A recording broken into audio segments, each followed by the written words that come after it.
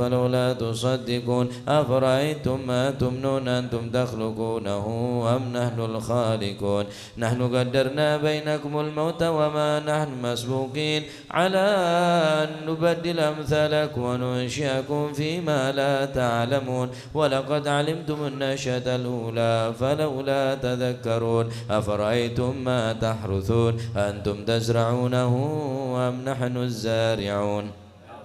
لو نشاء لجعلناه حطاما فظلتم تفكهون إنا لمغرمون بل نحن محرومون أفرأيتم الماء الذي تشربون أنتم أنزلتموه من المزن أم نحن المنزلون لو نشاء جعلناه جاجا فلولا تشكرون أفرأيتم النار التي تورون أنتم أنشأتم شجرتها أم نحن المنشئون نحن جعلناها تذكرة ومتاعا للمقبين فسبح باسم ربك العظيم فلا أقسم بمواقع النجوم وإنه لقسم لو تعلمون عظيم إنه لقرآن كريم في كتاب مكنون لا يمسه إلا المطهرون تنزيل من رب العالمين أفبهذا الحديث أنتم مدهنون وتجعلون رزقكم أنكم تكذبون فلولا إذا بلغت الحلقوم وأنتم حينئذ تنظرون ونحن أقرب إليه منكم ولكن لا تبصرون فلولا إن كنتم غير مدينين ترجعونها إن كنتم صادقين فأما إن كان من المقربين فروح وريحان وجنة نعيم وأما إن كان من أصحاب اليمين فسلام لك من أصحاب اليمين وأما إن كان من المكذبين الضالين فنزل من حميم وتصلية جحيم إن هذا لهو حق اليقين فسبح باسم ربك العظيم اللهم صن وجوهنا باليسار ولا توهنا بالاقدار فنسترزق طالب رزقك ونستعظم شرار خلقك ونشتغل بحمد من أعطانا ونبتلى بذنب من منعنا وأنت من وراء ذلك كله أهل العطاء والمن اللهم كما سنت وجوهنا عن السجود إلا لك فسنا للحاجة إلا إليك بجودك وكرم وفضلك يا أرحم الراحمين يا أرحم الراحمين يا أرحم الراحمين أغننا بفضلك عمن سواك وصلى الله على سيدنا محمد النبي الأمي وعلى آله وصحبه وسلم سبحان ربك رب العزة عما يصفون وسلام على المرسلين والحمد لله رب العالمين فاتحة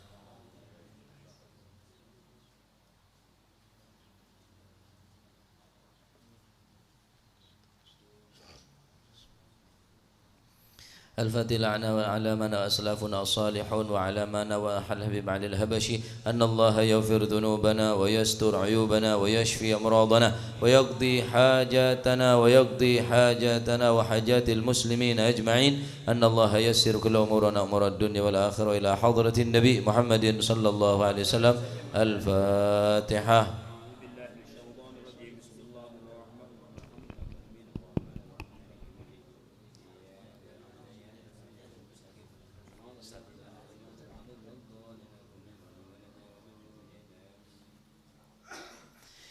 يا ربي صل على محمد ما لاح في الأفق نور كوكب يا ربي صل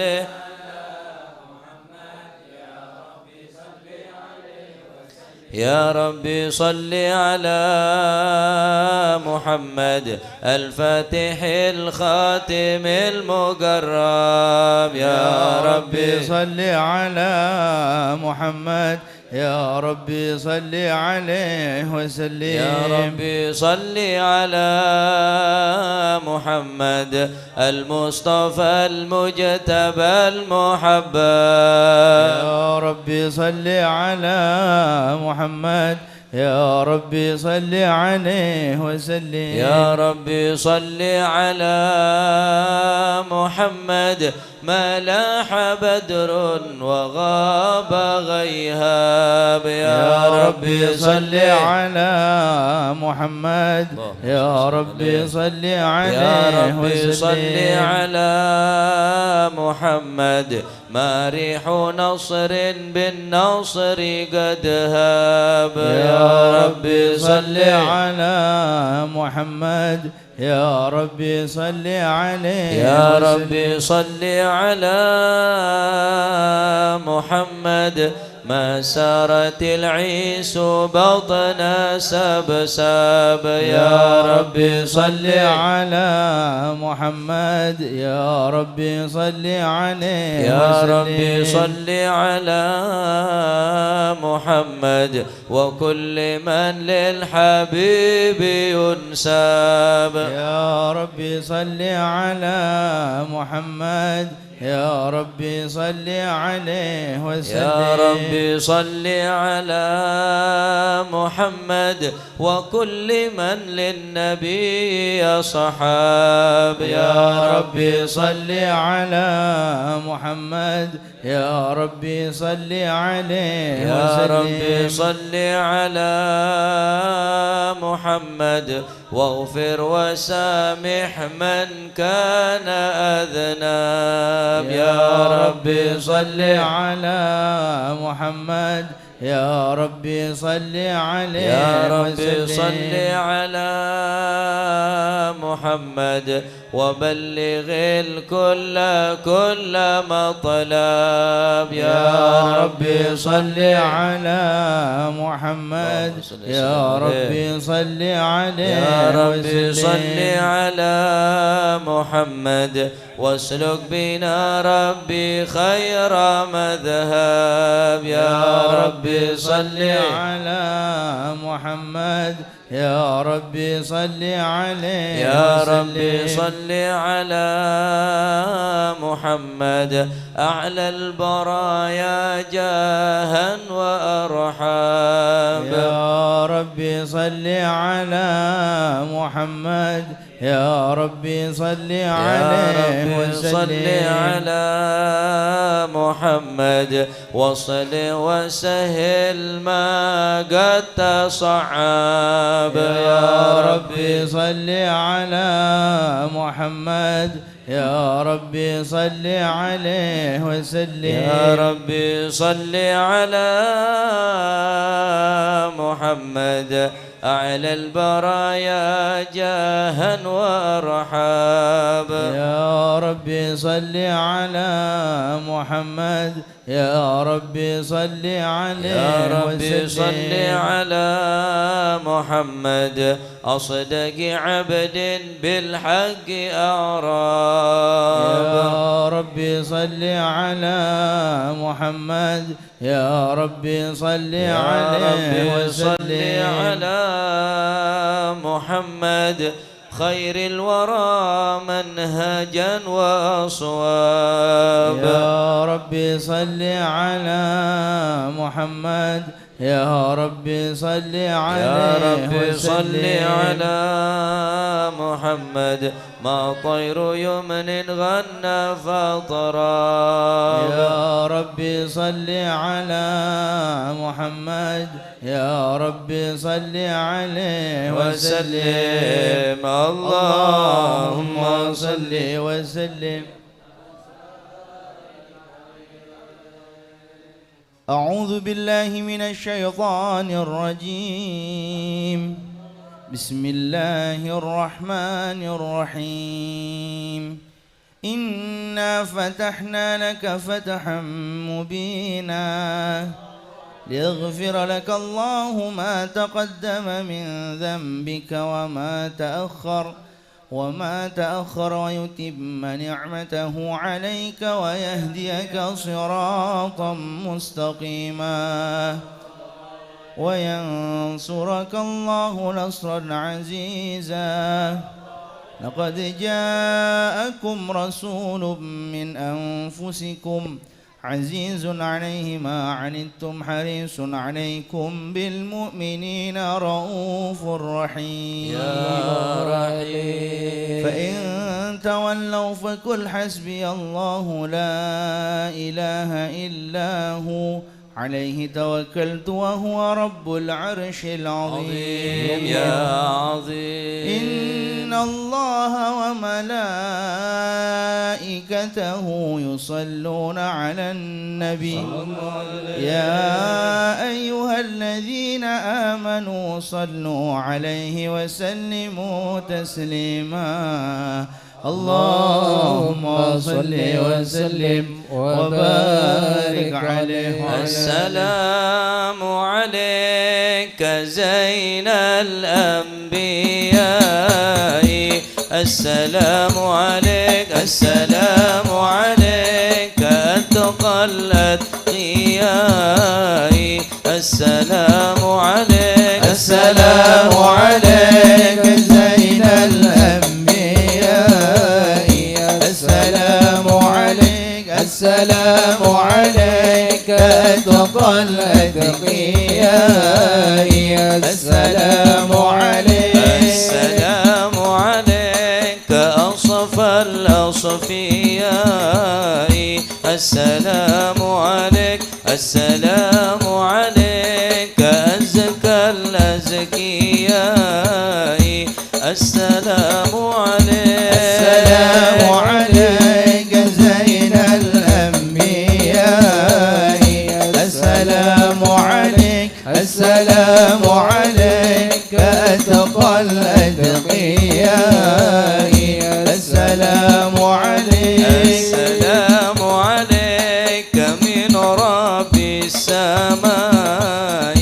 السلام عليك السلام عليك دائم بلا انقضاء السلام عليك السلام عليك زين الأنبياء السلام عليك السلام عليك أتقى الأتقياء السلام عليك السلام عليك كطه يا طبيبي صلى الله عليه السلام عليك زين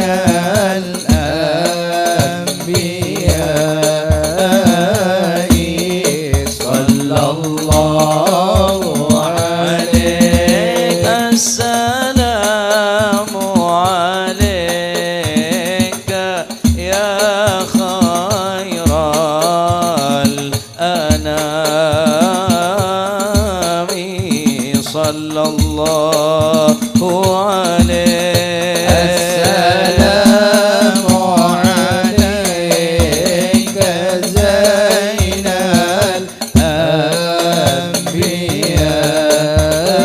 الأنبياء صلى الله عليك السلام على المشفع في القيامة صلى الله عليه السلام عليك زين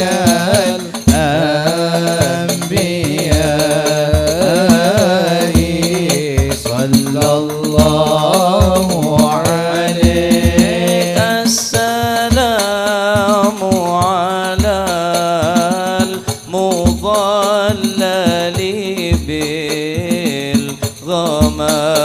بالغمامة صلى الله عليه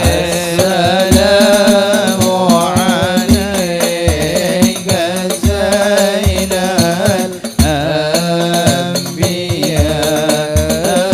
الأنبياء صلى الله عليك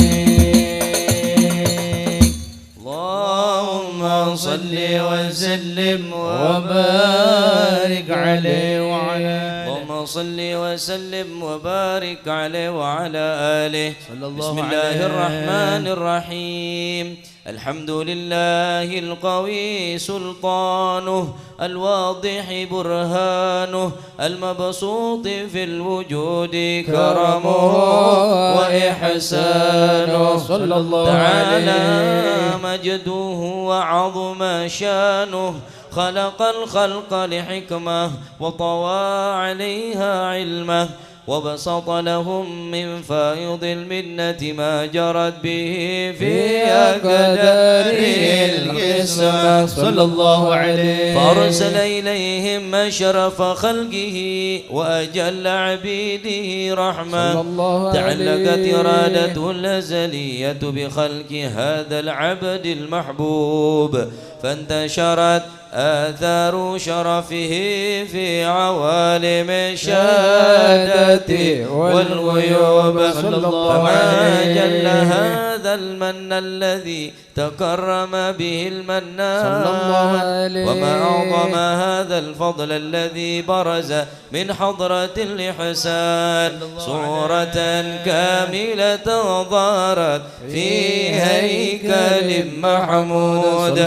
فتأطرت بوجودها كناف الوجود وبرزت برد العوالم بطراز التكريم اللهم صل وسلم أشرف الصلاة والتسليم على سيدنا ونبينا محمد الرؤوف الرحيم اللهم صل وسلم وبارك عليه وعلى آله وسلم وبارك عليه تجلى الحق في عالم قدسه الواسع تجليا قضى بانتشار فضله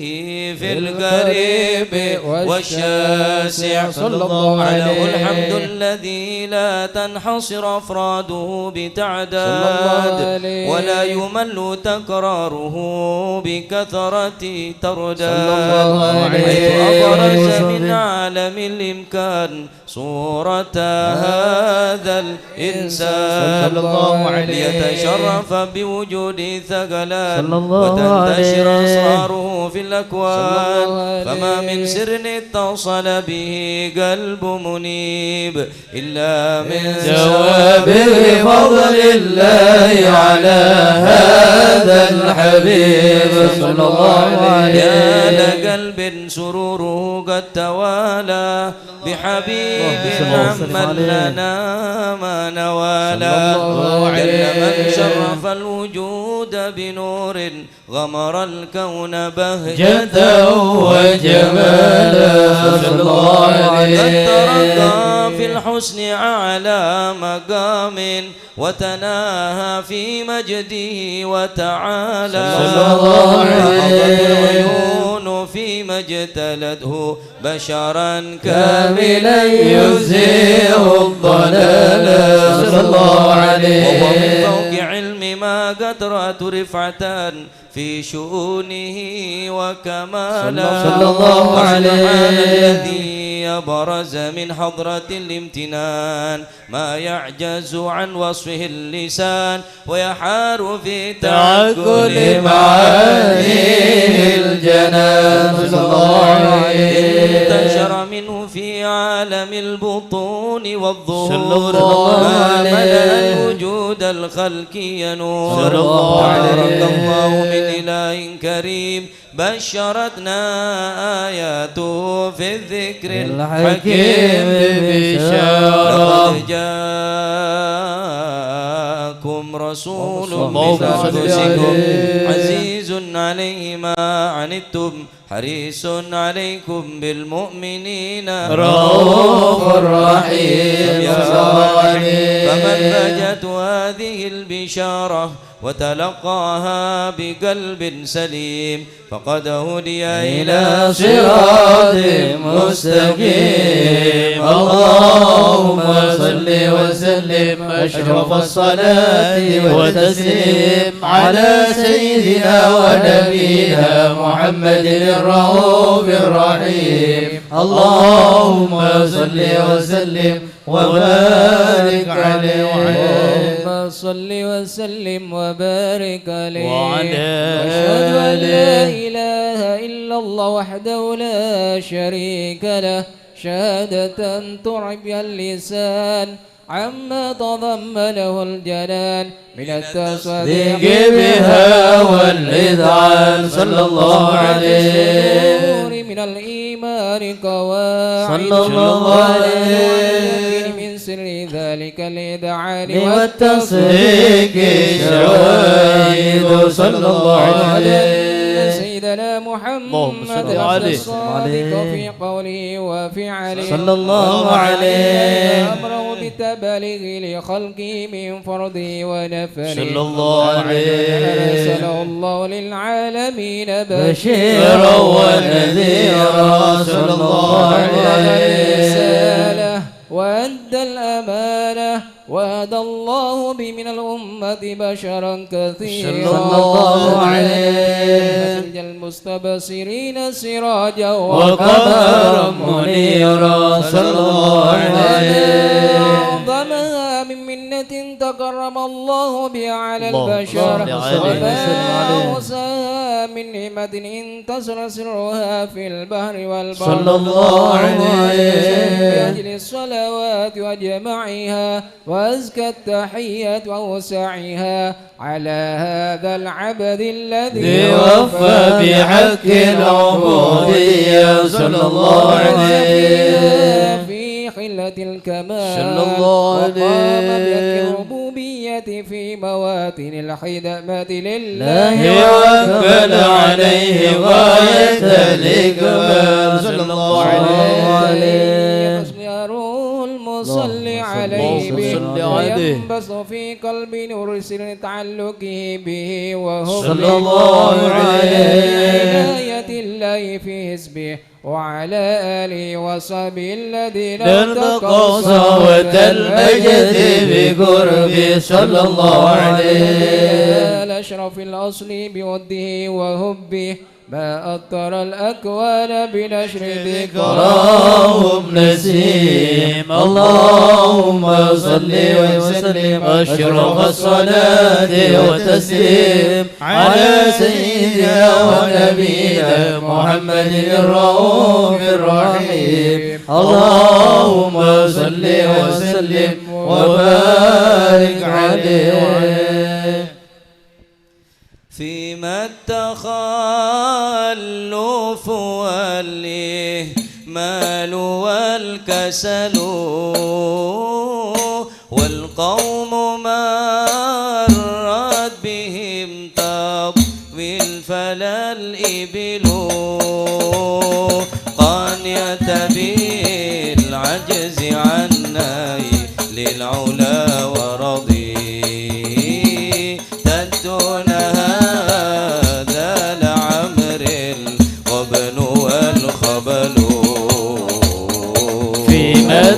التخلف والإهمال والكسل والقوم مرت بهم تطويل فلا الإبل قانية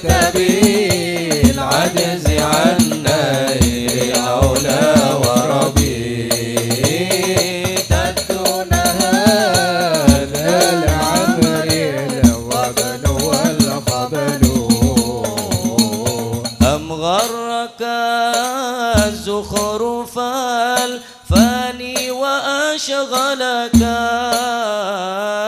الدار التي حشفها الآفات والعلل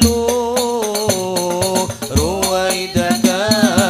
أترو خيال الفانيات وعود إلى تذكر من دورهم رحلوا فيما التخلف والإهمال والكسل والقوم مرت بهم تطويل على الإبل قانية بالعجز عن نيل العلا ورضي تدون هذا العمل الغن والقبل كانوا على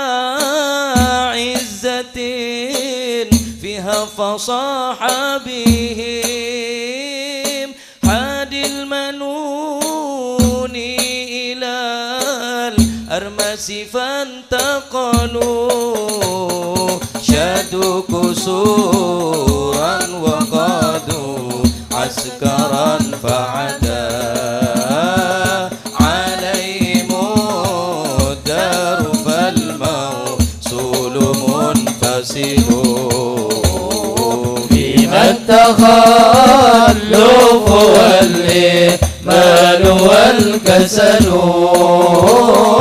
والقوم مرت بهم تطويل على الإبل قد يعتبي العجز عن نيل العلا ورضي تدونها ذات عبر وابنها الغبن أضحت منازلهم مهجورة وغدا يبكيهم الأهل والخلان والضلال قوم مضوا في سبيل أنت سالكها إلى الصحاصيح ركبا سعيهم عجل فيما التخلف والإهمال والكسل والقوم مرت بهم تطويل على الإبل قد يعتبي العز عن نيل العلا ورضي تبذلها ذات عبر وابن والخبل يا راغبا في المتاع الفن مشتغلا باللهو هلا بذكر الموت تشتغل كم من فتى جمع الأموال مفتخرا ورق في عينه الأرياش والخول فيما التخلف والإهمال والكسل والقوم مرت بهم تطوي الفلائبل قد يعتبي العجز عن نيل العلا ورضي تبذلها ذات عمر القبل والخبل اللهم صل وسلم وبارك عليه وعلى اللهم صل وسلم وبارك عليه وعلى آله أما بعد فلما تعلقت إرادة الله في العلم القديم بدور أسرار التخصيص للبشر الكريم بالتقديم والتكريم نفذت القدرة الباهرة بالنعمة الواسعة والمنة الغامرة وبلغت بيضة التصوير في العالم المدرك الكبير عن جمال مشهود بالعين هاو لوصف الكمال المطلق والحسن التام والزين صلى الله عليه فتنقل ذلك الجمال الميمون فالأشلا بالكريمة والبذور فما من صلب ضم إلا وتمت عليه من الله النعمة صلى الله عليه فهو القمر التام الذي يتنقل في بروجه ليتشرف به موضع استقراره وموضع خروجه صلى الله عليه وقد قضت الأكثار الأزلية بما قضت وأظهرت من سر هذا النور ما أظهرت وخصصت به من خصص صلى الله عليه. فكان مستقره في الأسلاب الفاخرة والأرحام الشريفة الظاهرة حتى برز في عالم الشهادة بشرا لا كالبشر صلى الله عليه. ونورا حير الأفكار ظهوره وبار فتعلقت همة الراكم لهذه الحروف بأن يرقم في هذا القرطاس ما هو لديه من عجائب ذلك النور معروف صلى الله عليه. وإن كانت الألسن لا تفي بعشر معشار أوصاف ذلك الموصوف تشويقا للسامعين من خواص المؤمنين وترويحا للمتعلقين بهذا النور المبين صلى الله عليه. وإلا فأنا تعرب الأقلام عن شؤون خير الأنام ولكن أنزلني إلى تذوين ما أفضه من سير أشرف المخلوقين صلى الله عليه. وما أكرم الله به في مولده من الفضل الذي عم العالمين صلى الله عليه. وبقي ضرايته في القول منشورة على مر الأيام والشهور والسنين صلى الله عليه. والتعلق بهذه الحضرة الكريمة وناعج التشوق إلى سماع أوصافها العظيمة صلى الله عليه. الله ينفع به المتكلم والسامع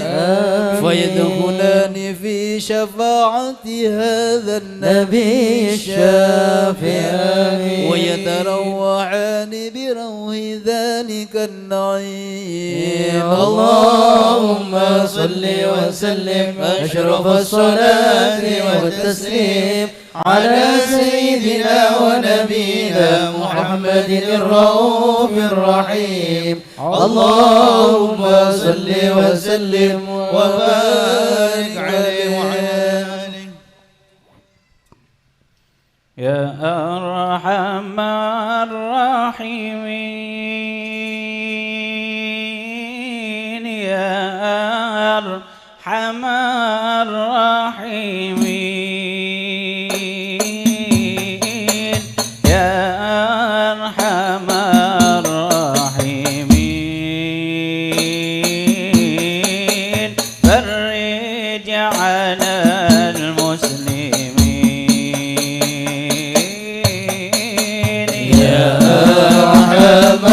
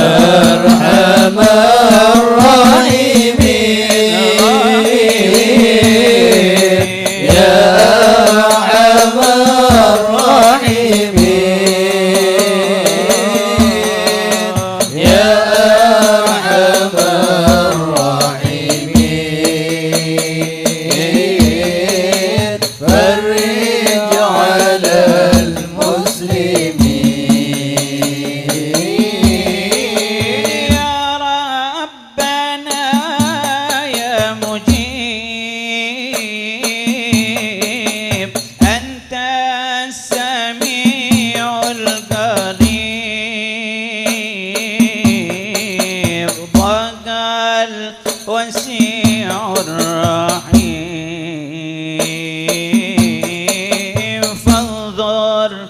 إلى المؤمنين نظرة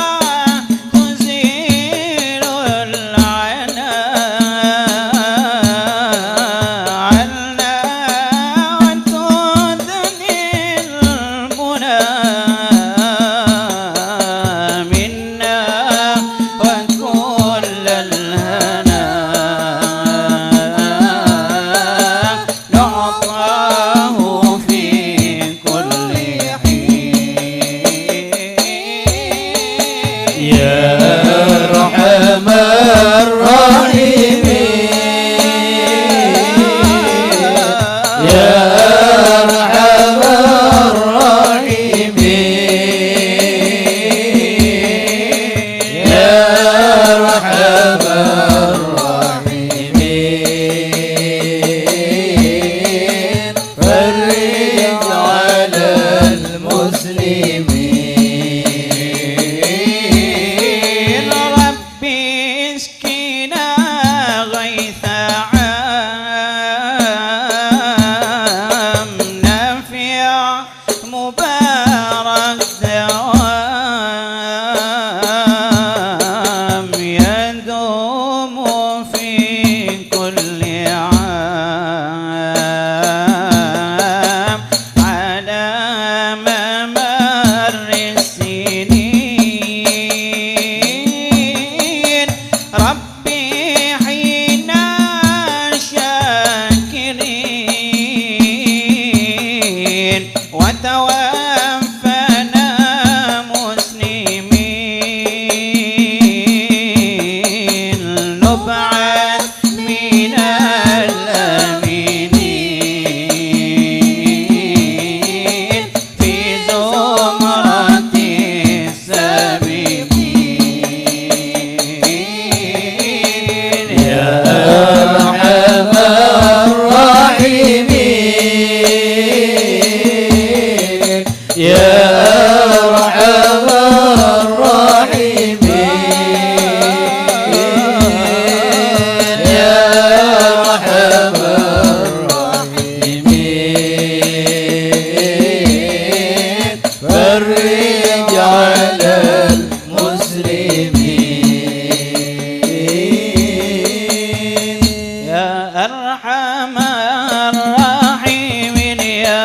أرحم الراحمين يا أرحم الراحمين فرج على المسلمين يا أرحم الراحمين يا أرحم الراحمين يا أرحم الراحمين فرج على المسلمين بجاه طه الرسول جد ربنا بالقبول وهب لنا كل سر ربي استجيب لي آمين وهب لنا كل سر ربي استجيب لي آمين يا أرحم الراحمين يا أرحم الراحمين يا أرحم الراحمين فرج على المسلمين واغفر لكل الذنوب واستر لكل العيوب واكشف لكل الكرب واكفي أذى المؤذين واكشف لكل الكرب واكفي أذى المؤذين يا أرحم الراحمين يا أرحم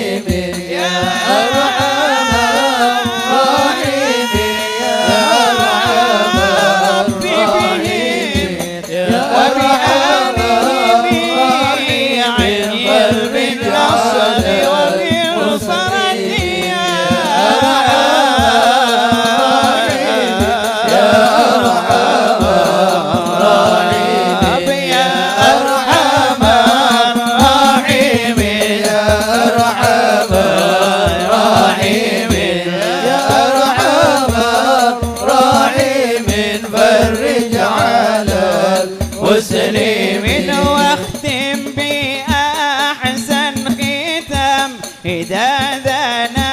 الانصرام وحان حين الحمام وزاد رشح الجبين وحان حين الحمام وزاد رشح الجبين يا أرحم الراحمين يا أرحم الراحمين يا أرحم الراحمين فرج على المسلمين الراحمين يا ربي بالمصطفى يا أرحم الراحمين فرج على المسلمين واغفر لنا أرحم الراحمين يا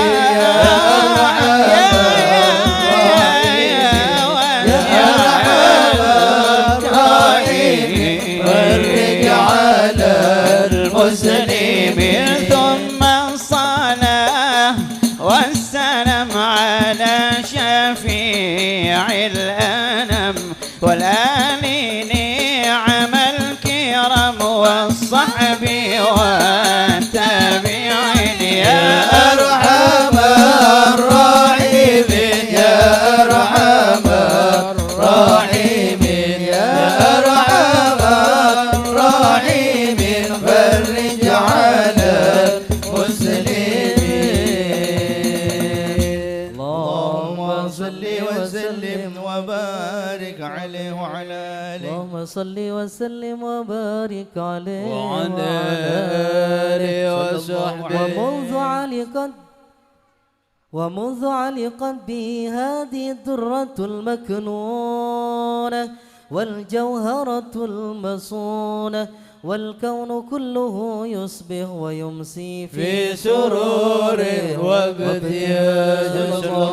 بقرب ظهور شرق هذا السراج والعيون متشوفة إلى بروزه متشوقة إلى التقاط بجواهر كنوزه صلى الله عليه وكل دابة لقريش نطقت بفصيح العبارة صلى الله معلنة عليه بكمال البشارة وما حملت في ذلك العام إلا أتت في حملها بغلام من بركات وسعادة هذا الإمام صلى الله عليه ولم تزل الأرض والسماوات متضمخة بعطر الفرح بملاقاة أشرف البريات صلى الله عليه وبرزه من عالم الخفاء إلى عالم الظهور بعد تنكله في بالظهور والظهور صلى الله عليه فأظهر الله في الوجود بهجة التكريم وبسط في العالم الكبير مائدة التشريف والتعظيم ببروز هذا البشر الكريم اللهم صل وسلم أشرف الصلاة والتسليم على سيدنا ونبينا محمد الرؤوف الرحيم اللهم صل وسلم وبارك عليه وعلى آله اللهم صل وسلم وبارك عليه وعلى آله فحين قرب أوان ودع هذا الحبيب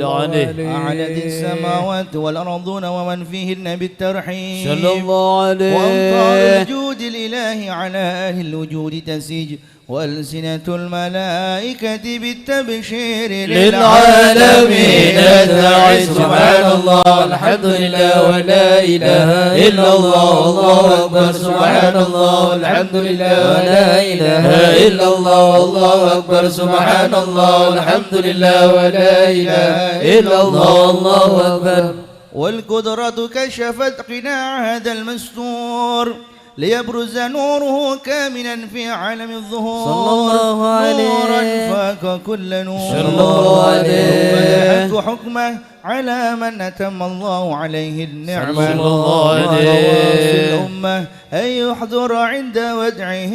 أمة صلى الله عليه ليس لجناب بها المسعود ومشاركة لها في هذا السمات الممدود صلى الله عليه وحضر بتوفيق الله السيدة مريم والسيدة آسيا صلى الله عليه من الحور العين من قسم الله له من الشرف بالقسمة الوافية صلى الله هذا الوقت عليه الذي رتب الله على حضوره وجود هذا المولود صلى الله عليه وبدأ سبح الكمال من النور عن عمود وبرز الحامد المحمود مذعنا لله بالتعظيم والسجود صلى الله عليه مد صلى الله عليه وسلم صلى الله على محمد صلى الله عليه وسلم اللهم صل على محمد وعلى محمد اللهم صل عليه أشرق الكون ابتهاجا بوجود المصطفى أحمد ولأهل الكون أنس يا رسول الله وسرور قد تجدد يا نبي سلام عليك يا رسول سلام عليك يا حبيب سلام عليك يا رسول الله صلوات الله عليك فضربوا يا أهل المثاني فهزار اليمن غرد واستضيئوا بجمال يا رسول الله فوق في الحسن تفرد يا نبي سلام عليك يا رسول سلام عليك يا حبيب سلام عليك يا رسول الله صلوات الله عليك لنا البشرى بسعد مستمر ليس ينفد حيث أوتينا عطاء جمع الفخر المؤبد يا نبي سلام عليك يا رسول سلام عليك يا حبيب سلام عليك صلوات الله عليك فلربي كل حمد جل أن يحصره العاد إذا حبانا بوجود المصطفى الهادي محمد يا نبي سلام عليك يا رسول سلام عليك يا حبيب سلام عليك صلوات الله عليك مرحبا يا رسول الله أهلا مرحبا بك إنا بك نسعد مرحبا مرحبا يا نور عيني مرحبا مرحبا جد الحسين مرحبا وبجاهه يا إلهي مرحبا جود وبلغ كل مقصد مرحبا مرحبا يا نور عيني مرحبا مرحبا جد الحسين واهدنا على سبيلي مرحبا مرحبا كي به نسعد ونور مرحبا مرحبا مرحبا يا نور العين مرحبا مرحبا مرحبا الحسين الله مرحبا مرحبا ربي بلغنا بجاه مرحبا مرحبا في جواري خير مقعد مرحبا مرحبا مرحبا يا نور العين مرحبا مرحبا مرحبا جد الحسين الله مرحبا مرحبا يا سيدي يا رسول الله يا من له الجاه عند الله إن المسيئين قد جاءوا لذنبي يستغفرون الله يا سيدي يا رسول الله يا من له الجاه عند الله إن المسيئين قد جاءوا لذنبي يستغفرون الله صلاة الله تغشى أشرف الرسل محمد صلوا عليه وسلام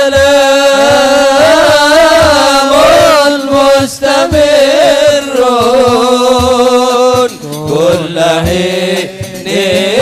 يتجدد صلى الله على محمد مرحبا صلى الله عليه وسلم مرحبا صلى الله على محمد مرحبا صلى الله عليه وسلم مرحبا اللهم صل على محمد. اللهم صل وسلم وبارك عليه وعلى آله وحين برز صلى الله عليه وسلم من بطن أمه برز رافعا طرفه إلى السماء مؤمنا بذلك الرفع إلى أن له شرفا على مجده والسماء صلى الله عليه. وكان وقت مولد سيد الكونين من الشهور شهر ربيع الأول ومن الأيام يوم الاثنين صلى الله عليه. وموت ولادته وقبره بالحرمين صلى الله عليه. وقد ورد أنه صلى الله عليه وسلم ولد مختونا مكحولا مقطوع السر صلى الله عليه. تولى ذلك لشرف عند الله أيدي القدرة صلى الله عليه. وما بروزه إلى هذا العالم ظهر من العجائب صلى الله عليه. ما يدل على أنه أشرف المخلوقين وأفضل الحبايب صلى الله عليه. وقد ورد عن عبد الرحمن بن عوف عن أم شافعي رضي الله عنهما قالت صلى الله عليه. لما ولدت آمنة رضي الله عنها رسول الله صلى الله عليه وسلم وقع على يدي فاستهل فسمعت قائلا يقول رحمك الله أو رحمك ربك صلى الله عليه. قالت الشفاء فأضاء له له ما بين المشرق والمغرب صلى الله عليه حتى نظرت إلى بعض كسور الروم صلى الله عليه ثم ألبسته وجعته فلم أنشب أن غشيتني ظلمة ورعب وقشعريرة عن يميني صلى الله عليه فسمعت قائلا يقول أين ذهبت بي قال إلى المغرب صلى الله عليه وأسفر ذلك عني ثم عاودني الرعب وظلمة والقشعريرة عن يساري صلى الله عليه فسمعت قائلا يقول أين ذهبت بي قال إلى المشرق صلى الله عليه قالت فلم يزل الحديث مني على بال حتى بتعثه الله صلى الله عليه فكنت من أول الناس سلاما صلى الله عليه ترجمت السنة من عظيم المعجزات وباهر الآيات البينات بما يقضي بعظيم شرفه عند مولاه صلى الله عليه عنايتي في كل حين ترعاه وأنه الهادي إلى صراط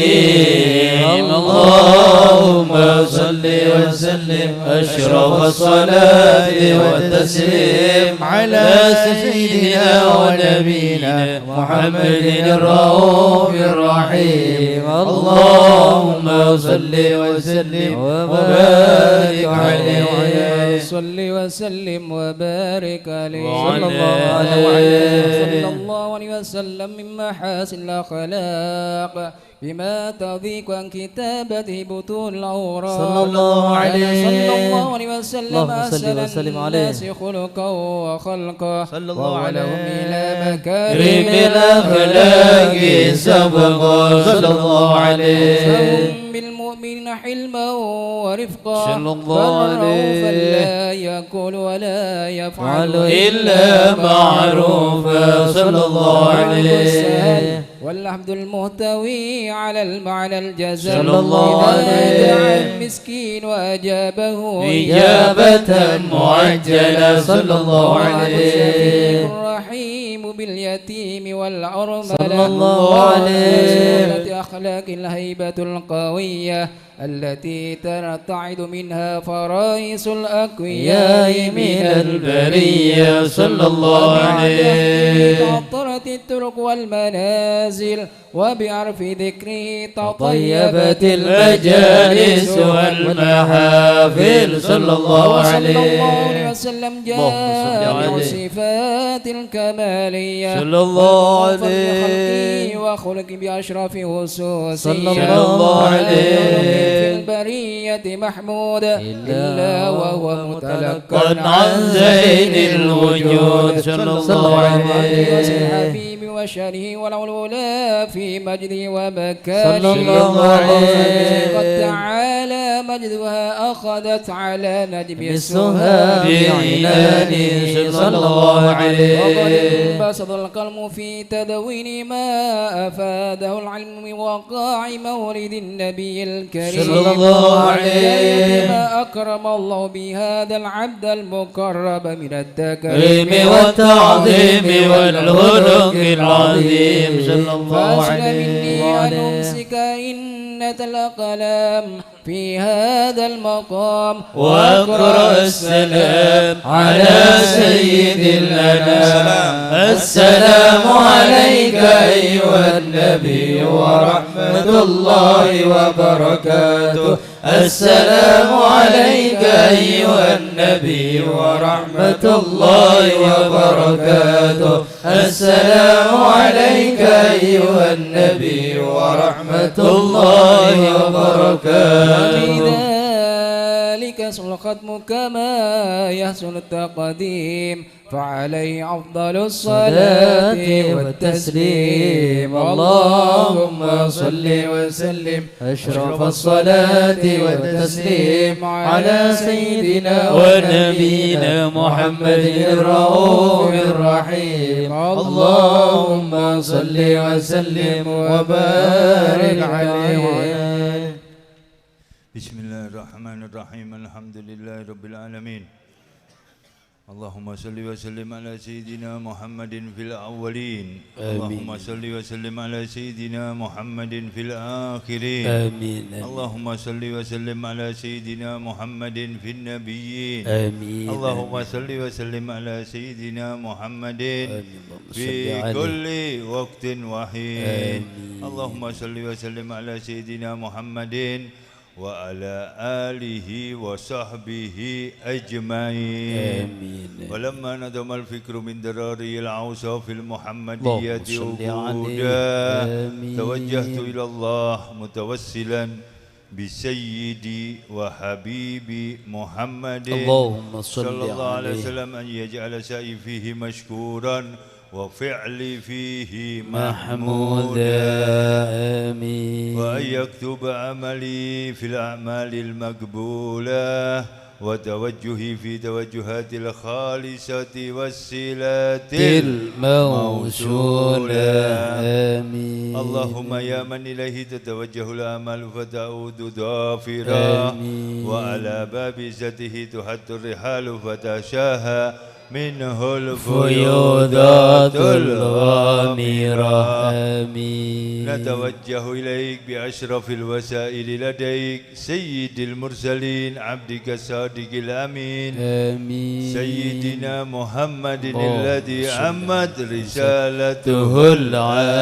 العالمين آمين. أن تصلي وتسلم على تلك الذات الكاملة آمين. مستودع أمانتك وحفيد سرك وحامل راية دعوتك الشاملة آمين. الأب الأكبر المحبوب لك والمحسس بالشرف الأفخر في كل موطن من مواطن القرب ومدهر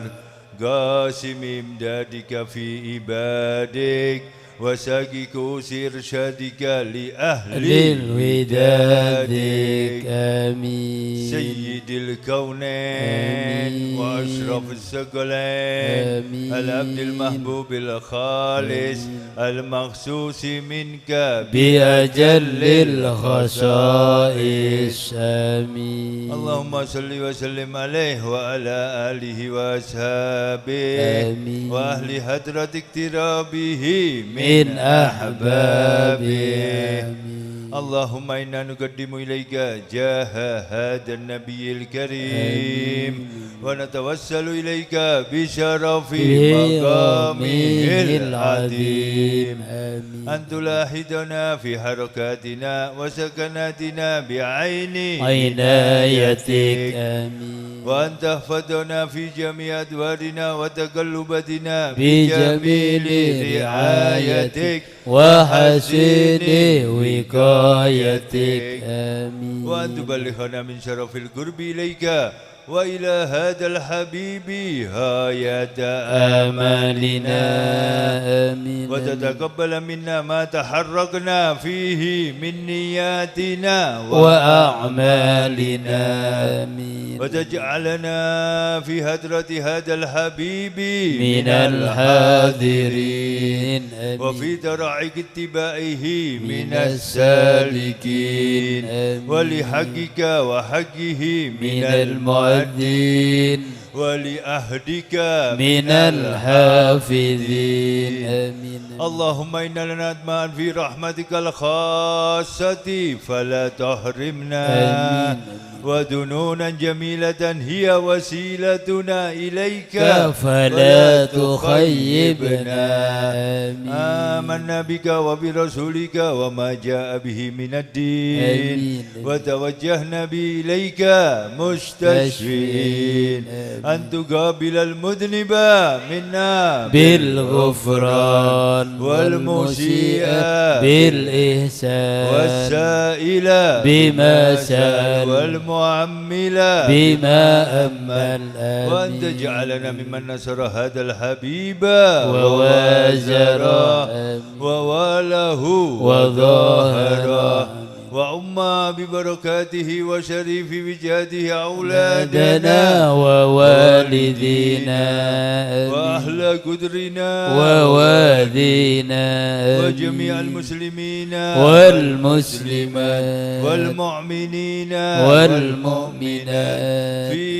جميع الجهات وادم راية الدين القويم في جميع الأقطار منشورا ومعالم الإسلام والإيمان بأهلها مأمورا معنا وسورة آمين. واكشف اللهم كربة المكروبين واقضي دين المدينين واغفر للمذنبين وتقبل توبة التائبين وانشر رحمتك على عبادك المؤمنين أجمعين واكفي شر المعتدين والظالمين وابسط العدل بولاة الحق في جميع النواحي والأقطار آمين. وأيدهم بتأييد من عندك ونصر على المعاندين من المنافقين والكفار وجعلنا يا ربي في الحسن الحزين من جميع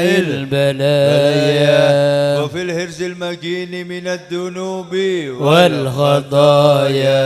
آمين. وادمنا في العمل بطاعتك وصدق في خدمتك قائمين وإذا توفيتنا فتوفنا مسلمين مؤمنين واختم لنا منك بخير أجمعين واختم لنا منك بخير أجمعين واختم لنا منك بخير أجمعين وصل وسلم على هذا الحبيب اللهم صل وسلم عليه للأجسام والأرواح والقلوب وعلى آله وصحبه ومن إليه منسوب وآخر دعوانا الحمد لله رب العالمين سبحان ربك رب العزة عما يصفون وسلام على المرسلين والحمد لله رب العالمين. نهدم هذا الدعاء المالي الضرار في مجلس المحبين في